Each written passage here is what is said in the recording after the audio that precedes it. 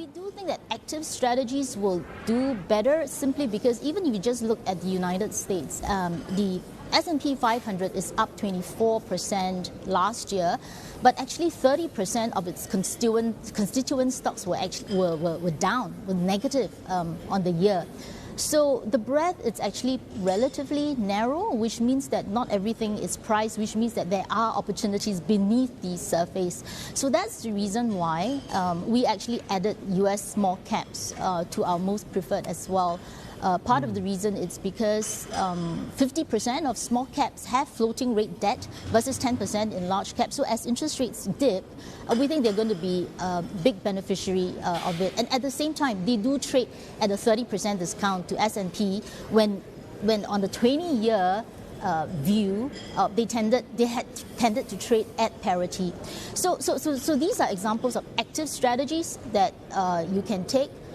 Within EM as well, we think that's going to be interesting. In fact, I have to say that the emerging markets have been remarkably resilient despite the fact that we had weak China, we had very aggressive global central banks, as well as a global manufacturing recession throughout most of 2023. Then, very quickly, before we let you go, talk to us about the importance of exposure to private markets as part of a portfolio. Because I'm thinking here, you've got these monster trends. AI obviously is one of them. The green transition continues to be another.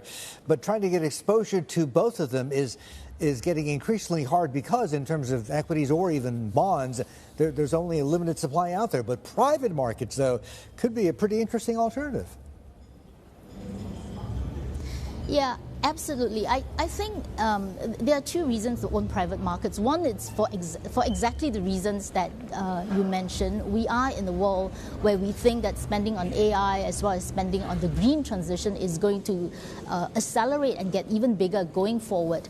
And a lot of the opportunities actually a lot of the opportunities is in green tech, it's in younger companies, fast-growing, very innovative companies, which private investors can access either through private equity or through private credit because of the funding needs. Now, the other reason is really because of uncorrelated returns.